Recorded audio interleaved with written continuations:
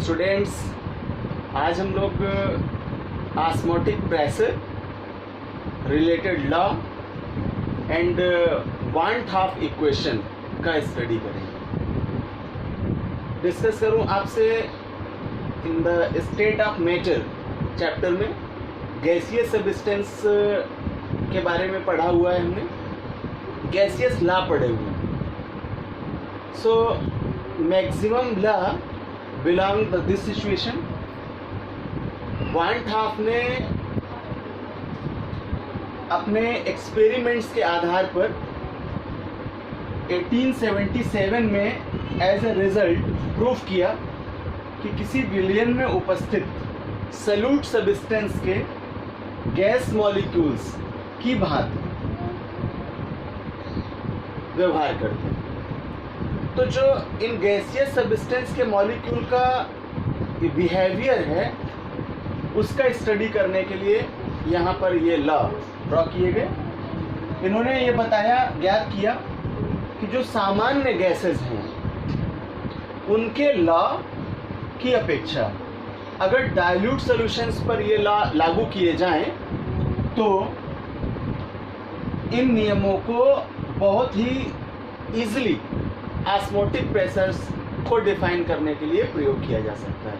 अर्थात सामान्य गैस के नियमों को प्रयोग में लाते हुए ऑस्मोटिक प्रेशर फाइंड आउट करने का इजी वे पर डिस्कशन किया जा सकता है। तो स्टूडेंट्स, अभी हम लोग स्टडी करेंगे वांट हाफ के अकॉर्डिंग ऑस्मोटिक प्रेशर्स लॉ का। आपको बताऊं कि गैसियस लॉ चैप्टर में हम लोगों ने बायल्स लॉ पढ़ा, चार्ल्स लॉ पढ़ा और गैसियस लॉ पढ़े, जो कि सामान्य गैस बिहेवियर पर डिपेंड है। According to Boyle's law, at constant temperature the volume of any gas substance is proportional to their pressure. स्थिर ताप पर किसी पदार्थ की निश्चित मात्रा का आयतन उसके दाब के व्युत्क्रमानुपाती होता है। अब यहाँ हम लोग फॉर ऑस्मोटिक प्रेशर के लिए वांट हाफ लॉ के अकॉर्डिंग पढ़ेंगे। इस रूल का फर्स्ट लॉ का नॉमिनेशन है बायल्स वांट हाफ लॉ, बायल वांट हाफ नियम। Suppose that in a vessel a substance is present, there concentration is C। इसका जो सांद्रण है, सांद्रता है, वो C है और इस पिस्टन द्वारा जो प्रेशर क्रिएट हो रहा है उसको रिप्रेजेंट करते हैं PR पाई से एट कांस्टेंट टेम्परेचर। इस एक्सपेरिमेंट को करते समय जो T वैल्यू है वो कांस्टेंट रहेगी, यानी ताप में कोई परिवर्तन नहीं करेंगे। तो ये नियम बायल के सामान्य नियम, गैसी नियम को फॉलो करता है। According to this law, at constant temperature the dilute solution osmotic pressure is proportional to their concentration। स्थिर ताप पर किसी तनु विलयन का परासरण दाब उसके सांद्रण के समानुपाती होता है। अब यहाँ हमने ऑस्मोटिक प्रेशर को रिप्रेजेंट किया पाई से और कंसंट्रेशन को C से। So the osmotic pressure is proportional to their concentration. और अगर प्रेशर को P से डिनोट कर लें तो P proportional to C at constant T। यदि विलयन के सांद्रण को मोल प्रति लीटर में व्यक्त किया जाए और V वह आयतन हो जिसमें विलेय का 1 मोल डिसॉल्व हो, 1 मोल घुला हुआ हो, तो इस रूल के अकॉर्डिंग हम इस इक्वेशन को रिप्रेजेंट करेंगे for concentration C equals to 1 upon V or pi proportional to 1 upon V, and this situation is belong to the normal gaseous law of Boyle's। यानी ये जो कंडीशन आई यहाँ, यह सामान्य गैसों के लिए बायल के नियम को प्रूफ करती है। तो सेकेंड लॉ पढ़ेंगे, Charles van't Hoff law. According to this law,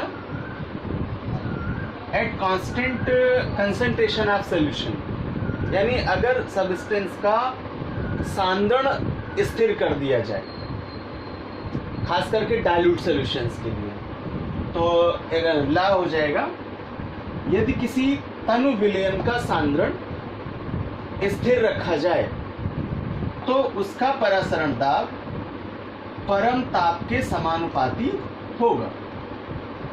means जो ऑस्मोटिक प्रेशर है उसके एब्सोल्यूट टेम्परेचर के प्रोपोर्शनल में हो जाएगा एट कांस्टेंट सी। इसको फार्मूले में रिप्रेजेंट करें तो pi proportional to T at constant C. Means concentration अगर कांस्टेंट कर दिया जाए then pi proportional to T, या इसको रिप्रेजेंट करेंगे P proportional to T. Osmotic pressure उसके एब्सोल्यूट टेम्परेचर के प्रोपोर्शनल होगा जब उसका सांद्रण स्थिर होगा। यह नियम चार्ल्स के सामान्य नियम को फॉलो करता है, इसलिए इसे चार्ल्स वान हाफ लॉ कहते हैं। Then third law is called Avogadro van't Hoff law. According to this law,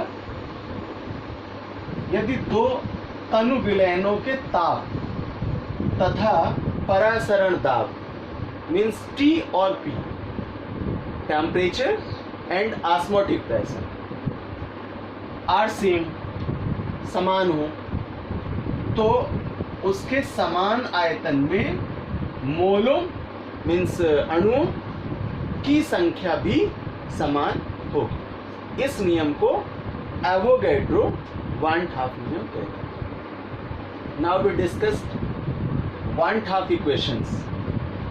हमने अभी ऑस्मोटिक प्रेशर लॉ में पढ़ा according to Boyle's van't Hoff law, osmotic pressure is proportional to their volume 1 upon V, pi proportional to 1 upon V at constant T। And concentration भी कह सकते हैं, या तो सबस्टेंस का V रख ले, वॉल्यूम रख ले, और या कंसंट्रेशन रख ले। Then Charles van't Hoff law, osmotic pressure is proportional to T at constant C। स्थिर सांद्रण पर ये कंडीशन मिली। हमने इनको इक्वेशन में कन्वर्ट किया 1 and 2 में। बोथ इक्वेशंस का एडिंग कर दें, युग्मित कर दें इन्हें, तो फार्मूला मिलेगा pi proportional to T upon V. Proportional हटाएंगे तो इसको लिख सकते हैं pi equals to S into T upon V. अब सबसे जरूरी बात है यहाँ जो यस आया ये सोल्यूशन कांस्टेंट के रूप में जाना जाता है, जबकि हमने गैस इक्वेशन में पढ़ा था, आइडियल गैस इक्वेशन में पढ़ा था PV equals to n dot RT। तो जैसे वहाँ R का यूज किया गया था फॉर गैस कांस्टेंट, उसी तरह से यहाँ S का यूज किया जाएगा फॉर सॉल्यूशन कांस्टेंट। और जो R का वैल्यू लिखते हैं 0.0821 लीटर वायुमंडल प्रति डिग्री प्रति मोल, उसी तरह से सॉल्यूशन कांस्टेंट का वैल्यू भी रिप्रेजेंट करेंगे।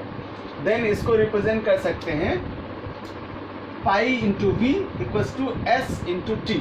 जैसे वहाँ इक्वेशन यूज किया था P V equals to R T से, और एन मोल होंगे अगर गैस के तो P V equals to N dot R T से। तो जो ये गैस इक्वेशन थी सामान्य इक्वेशन, उसी के आधार पर जो ये समीकरण प्राप्त होता है, इस समीकरण को हम वान हाफ समीकरण कहते हैं।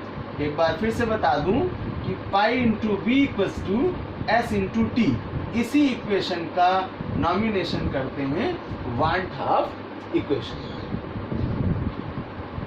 यदि विलेय के एन मोल विलियन के वी लीटर में उपस्थित हो तो वान हाफ इक्वेशन को निम्न रूप से प्रदर्शित करेंगे pi into V equals to N dot R T, और मैंने कहा आर गैस कांस्टेंट है और एस सॉल्यूशन कांस्टेंट, तो लिख सकते हैं pi V equals to N dot S T से।